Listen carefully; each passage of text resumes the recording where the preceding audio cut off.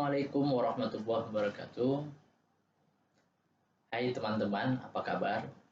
Jumpa lagi dengan saya, Zulfikar Ramadan, dalam Laboratorium Statistik. Pada video kali ini, saya akan bahas mengenai analisis ragam, yaitu sering disebut dengan analisis varians, atau dikenal dengan ANOVA, Analysis of Variance. Seperti kita ketahui bersama, analisis ANOVA merupakan analisis komparasi multivariabel, di mana pada bahasan sebelumnya sudah membahas tentang analisis komparasi yang hanya menggunakan satu variabel, sehingga membandingkan objek yang satu dengan objek yang lain, atau membandingkan antara keadaan sebelum dan keadaan sesudah. Seperti itu contoh. Pada analisis ANOVA merupakan analisis variasi di mana ada dua variabel atau lebih, di mana ada variabel bebas dan ada variabel terikat, yang mana variabel bebas merupakan variabel bersifat kategori, yaitu berskala nominal atau ordinal. Sementara untuk variabel terikat itu berskala interval atau rasio. Nah, dalam analisis ANOVA ini akan melihat variasi perbandingan yang ada di kategori pada variabel bebas terhadap pengaruhnya pada variabel terikat. Analisis ANOVA dibagi menjadi dua, yaitu analisis one way ANOVA dan analisis two way ANOVA. Jadi ada ANOVA satu arah dan ANOVA dua arah. Pada bahasan kali ini akan bahas mengenai ANOVA satu arah. Simak videonya baik-baik dan tonton sampai habis. Oke, selanjutnya kita akan menyelesaikan sebuah kasus dengan menggunakan software SPSS. Yang pertama kita akan menyelesaikan kasus analisis ragam atau analisis varians satu arah, atau disebutnya ANOVA satu arah. Dalam bahasa Inggris adalah one way ANOVA. Contohkan di sini ada dua variabel. Jadi perlu diingat ada variabel bebas, ada variabel terikat. Nah, di sini adalah ANOVA satu arah ini, variabel bebasnya harus berbentuk kategori, yaitu antara skala nominal atau skala ordinal. Dalam hal ini, variabel bebas yang digunakan adalah umur. Nah, umur di sini dikategorikan lebih dari dua, yaitu kategori 1 itu umurnya adalah di bawah 18 tahun. Untuk kategori 2 umurnya 18 sampai 24 tahun. Dan kategori 3 adalah di atas 24 tahun. Jadi ini berbentuk kategori. Jadi ciri ANOVA. Variabel bebas adalah kategori. Berikutnya adalah variabel terikat. Variabel yang dipengaruhi oleh variabel bebas. Untuk variabel terikat, skalanya adalah berbentuk angka, yaitu antara skala interval atau skala rasio. Variabel terikat pada kasus ini adalah memori dalam mengingat angka. Jadi akan diketahui apakah umur mempengaruhi memori seseorang dalam mengingat angka. Nah, kita mau lihat di sini kita selesaikan. Dengan tiga kategori ini ada perbedaan nggak? Umur 18 ke bawah dengan umur 18 sampai 24 ada bedanya atau tidak dalam mengingat angka? Umur 18 ke bawah dengan umur di atas 24 apakah ada beda? Dan juga umur 18 sampai 24 tahun dengan umur di atas 24 tahun apakah ada bedanya dalam mengingat?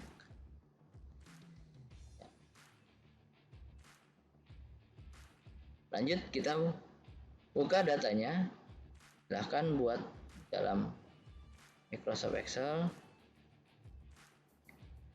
Di sini ada datanya kategori 1. Jadi ada 20 data kategorinya tadi di sini. Yang kita masukkan adalah dalam Excel adalah kategorinya, bukan deskripsi dari kategori tersebut. Karena SPSS hanya akan membaca data yang berbentuk angka, tanpa ada huruf.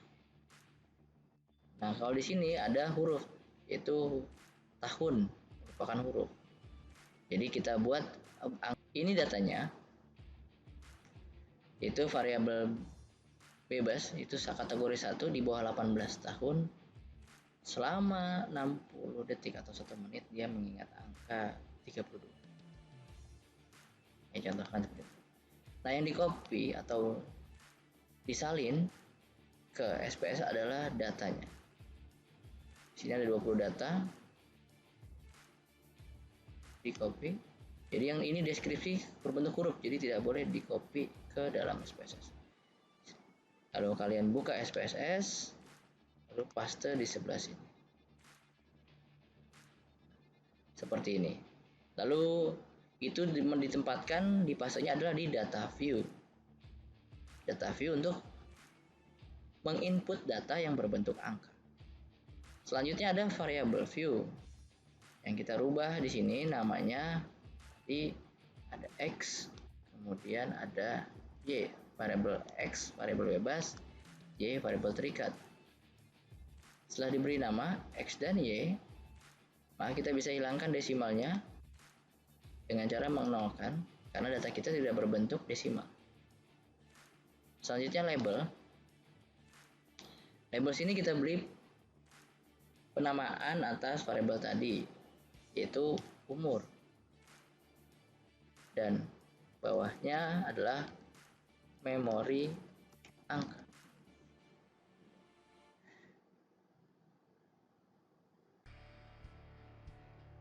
Lalu misalnya di sini kalian bisa pilih antara ordinal atau nominal untuk yang umur, karena dia merupakan variabel kategori. Nah, di sini kita pilih nominal karena antara mereka tidak ada perbedaan, karena di sini masih sifatnya kategori, tidak ada tingkatan. Kategori 1 lebih baik dari 2 atau 2 lebih baik dari 3. Jadi kita pilih nominal. Nah, untuk di sininya memori angka berbentuk angka, maka kita pilih scale. Jika sudah, kita kembali ke data view.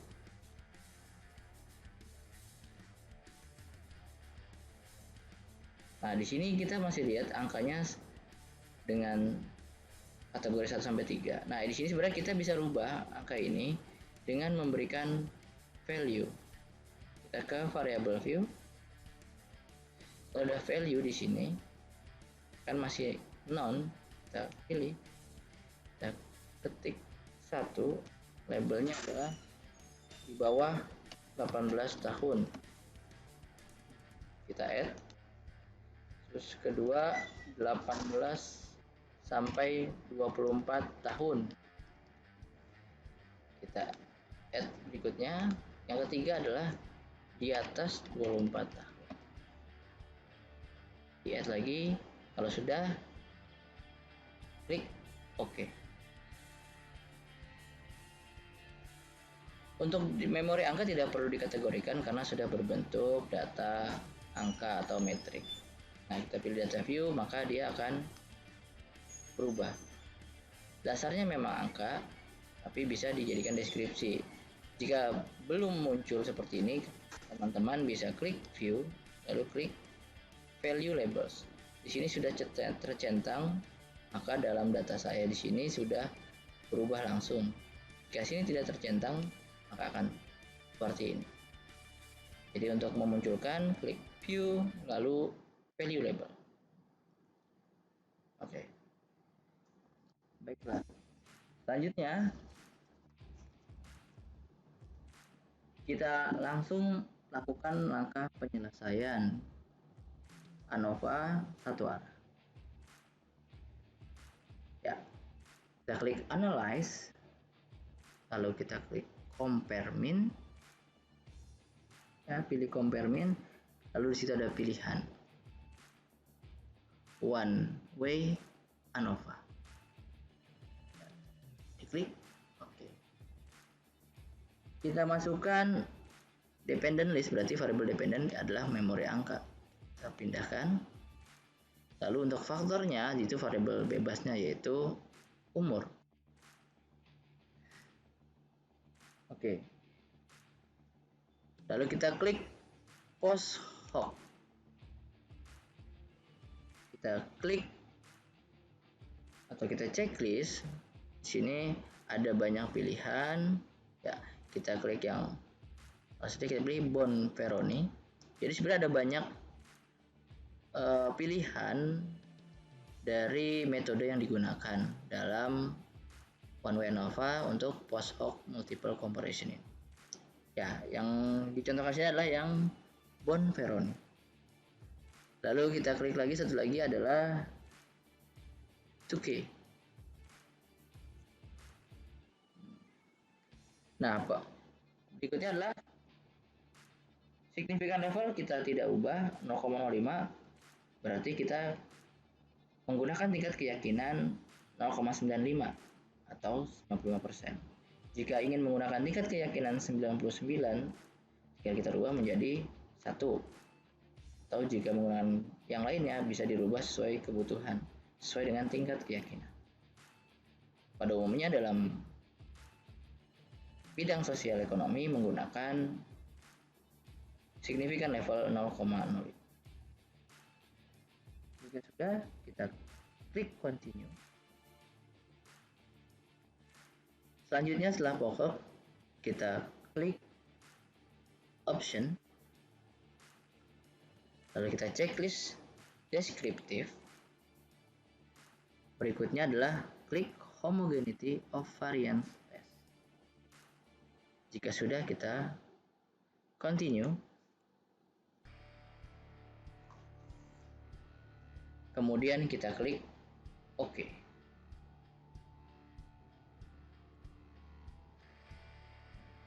Sudah didapat hasilnya untuk one way ANOVA. Ada tabel deskriptif, tabel test of homogeneity of variance, ada tabel ANOVA, kemudian ada tabel untuk post hoc test. Di sini ada multiple comparison. Lalu berikutnya ada homogeneous subsets dengan memori angka. Nah, tabel-tabel ini akan kita bahas sesuai kebutuhan. Jadi tidak semua tabel diperlukan. Jadi kita hanya menggunakan tabel yang diperlukan saja. Tapi kalau memang ternyata semua tabel diperlukan, maka tidak ada tabel yang terbuang. Nah, untuk memudahkan, silakan teman-teman mengekspor atau mengkopinya dengan cara Ctrl+A, Ctrl+A, lalu klik kanan, kemudian copy. Nah, silahkan buka Microsoft Word.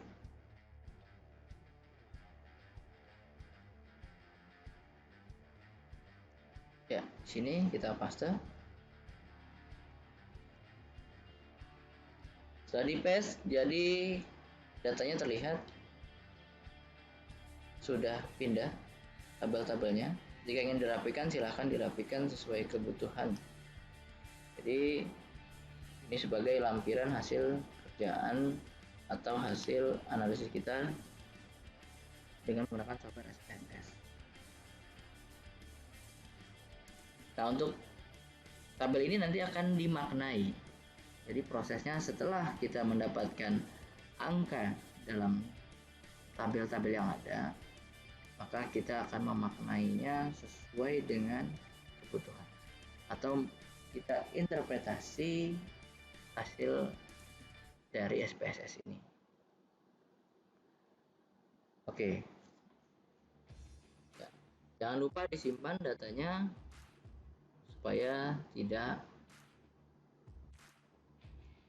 terlupa. Jadi dengan nama ANOVA 1A.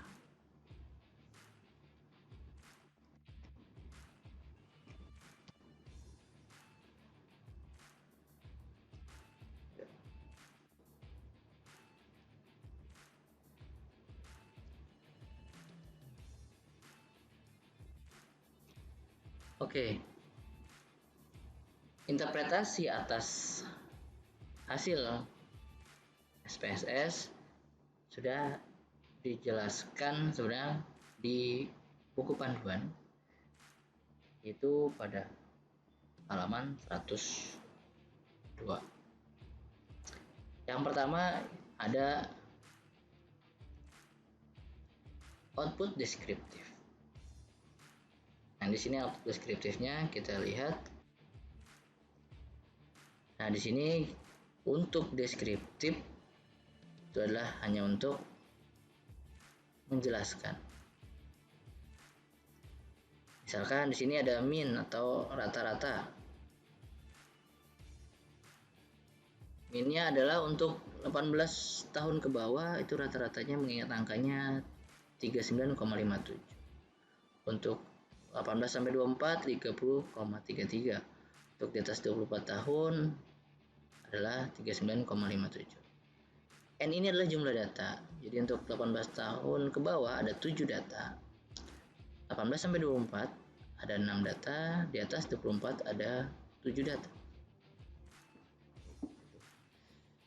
Standar deviasi adalah simpangan baku. Di sini masing-masing ada simpangan bakunya dan ada totalnya. Kemudian ada standar error. Ini ada batas bawah, lalu ada batas atas, lower bound dan upper bound. Terus ada nilai minimum dan ada nilai maksimum.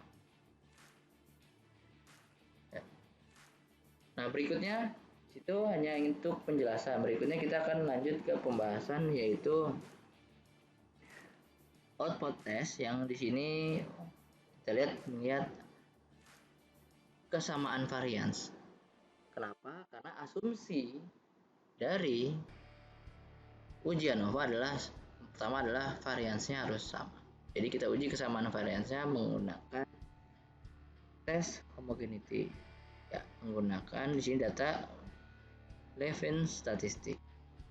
Adapun hipotesisnya untuk HO ketika variansi adalah tidak sama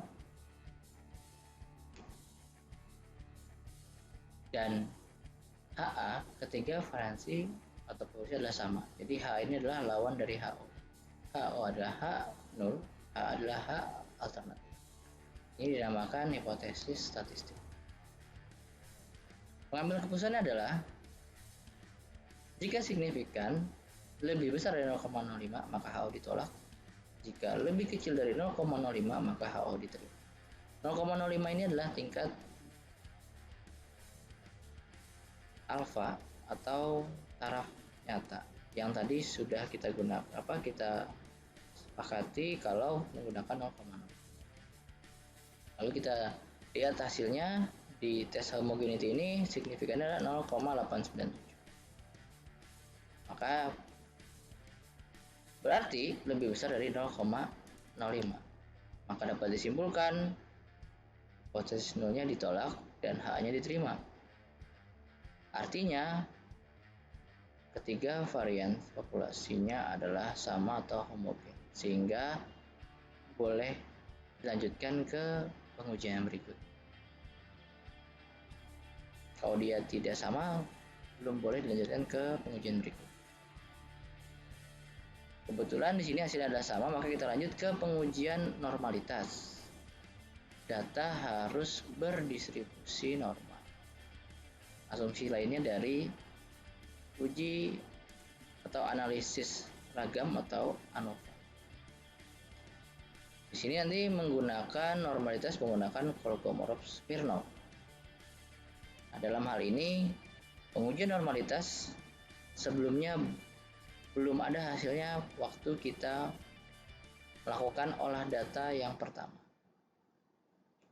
Tabelnya belum ada, sehingga kita perlu lakukan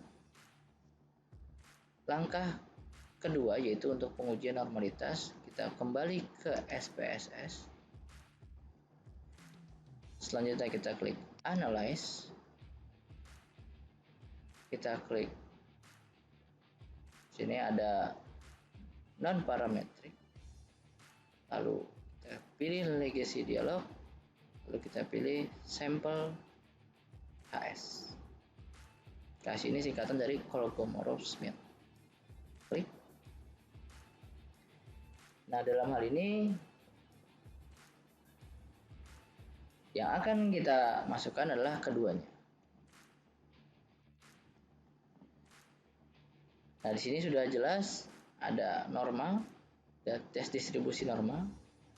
Jadi kita tidak perlu lakukan klik yang lain, hanya memindahkan lalu kita klik OK.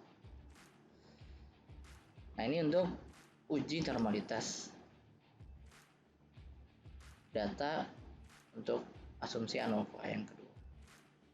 Kita copy, pindahkan lagi ke Microsoft Word yang tadi sudah. Oke, data yang kita dapat untuk one sample Kolmogorov-Smirnov untuk distribusi kita lihat hanya di memori angka. Ini harus normal, dia angkanya dia adalah 0,200. Nah, artinya dia berada di atas 0,05. Nah, ini berarti datanya berdistribusi normal. Jika di atas 0,05, maka datanya berdistribusi normal. Nah, asumsi untuk ANOVA sudah terpenuhi, yaitu untuk kesamaan varians dan normalitas distribusi datanya. Selanjutnya adalah untuk pengujian hipotesis ANOVA ini. Kita buat lagi pengujian hipotesis. Jadi untuk HO dan H ini berbeda dengan yang tadi untuk homogeneity. Jadi setiap pengujian memiliki hipotesis statistik sendiri. Ada HO dan HA-nya sendiri-sendiri. Termasuk tadi distribusi normal, yaitu punya HO dan HA serta pengambilan keputusan masing-masing. Kita buat di sini contohkan HO-nya adalah tidak ada perbedaan ragam umur atau variasi umur dengan kemampuan mengingat angka. Artinya umur kategori 1, kategori 2, kategori 3 sama saja dalam mengingat angka, tidak ada perbedaan. Lawannya adalah ada perbedaan. Jadi misalkan di bawah 18 tahun lebih tinggi daripada di atas 24 tahun seperti itu. Maka ada perbedaan. Maka disebutnya tidak sama mengingat angkanya. Nah, ini tabelnya kita lihat di tabel yang ANOVA. Jadi yang sudah pernah dibuat di Word. Angkanya adalah kita lihat di sini nilai signifikannya. Nah, ketentuannya adalah jika di bawah 0,05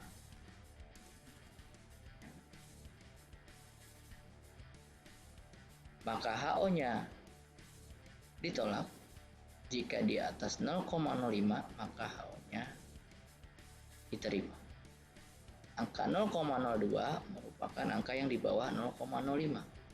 Artinya di sini HO-nya ditolak. Berarti kita lihat pernyataan dari HA. Pernyataannya adalah ada perbedaan ragam umur dengan kemampuan mengingat. Nah, di sini ya sudah dijelaskan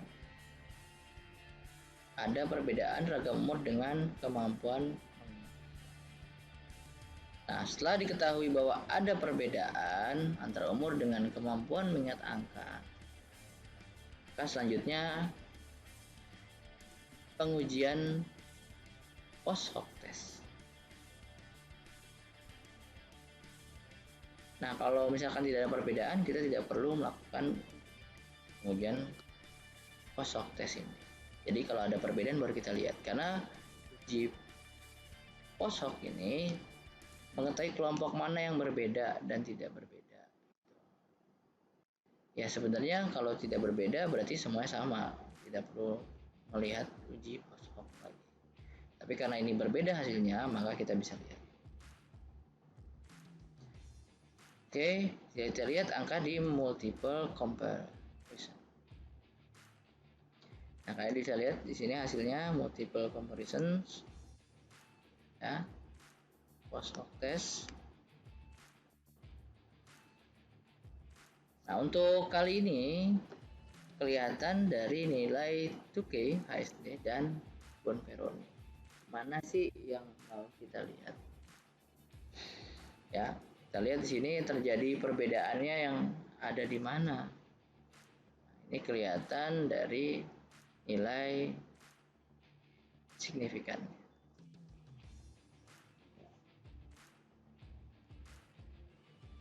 Itu pada 18 sampai 24 tahun ya. Dan pada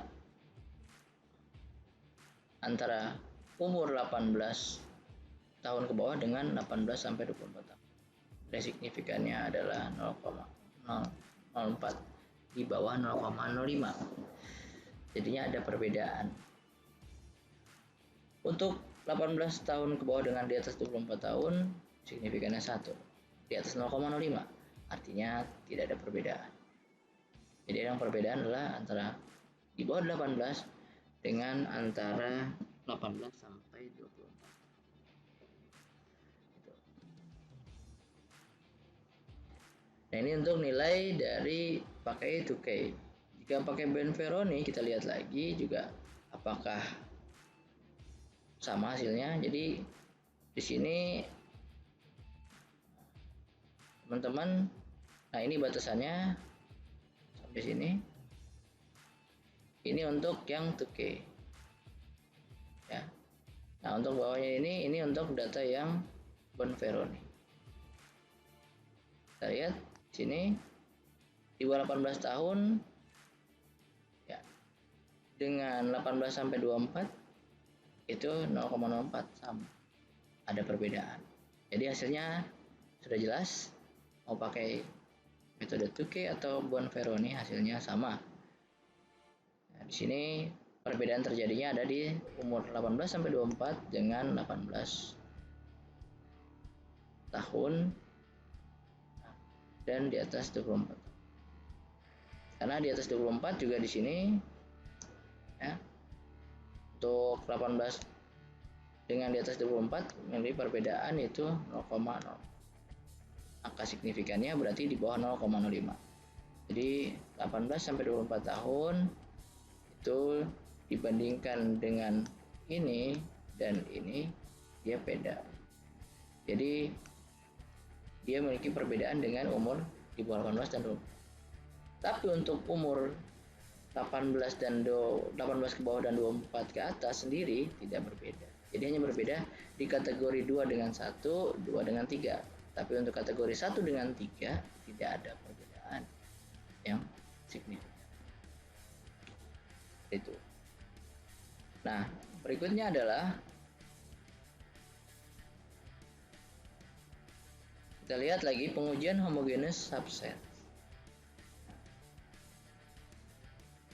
Ini kalian bisa lihat juga hasilnya sebelumnya sudah ada di Word yang tampilnya sudah kalian copy ke Word. Nah, ini ada di variabel memori angka. Kita lihat. Ya. Terlihat pada tabel bahwa umur 18 sampai 24 ya kan dikatakan subset 1. Untuk 18 tahun ke bawah dan 24 tahun ke atas itu masuk ke subset 2. Artinya 18 tahun dan 24 tahun tidak ada perbedaan karena satu subset.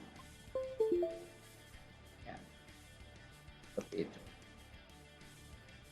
Nah, jadi ini sama ini beda, ini dengan ini beda, tapi yang ini dengan ini sama. Ini pembuktian yang sebelumnya di pengujian multiple comparison. Oke, jadi sudah jelas hasil dari kasus yang sudah tadi kita selesaikan adalah kesimpulannya umur 18 tahun ke bawah dengan umur 18 tahun sampai 24 tahun berbeda.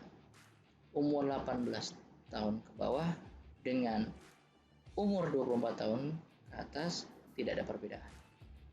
Kemudian umur 18 tahun sampai 24 tahun dengan umur di atas 24 tahun memiliki perbedaan.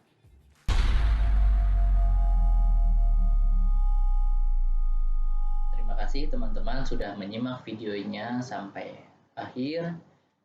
Penjelasan mengenai analisis varian satu arah atau one way ANOVA. Buat teman-teman, silahkan dicoba di rumah dengan kasus yang berbeda, sehingga teman-teman bisa memahami lebih lagi mengenai analisis varians. Oke, terima kasih. Assalamualaikum warahmatullahi wabarakatuh.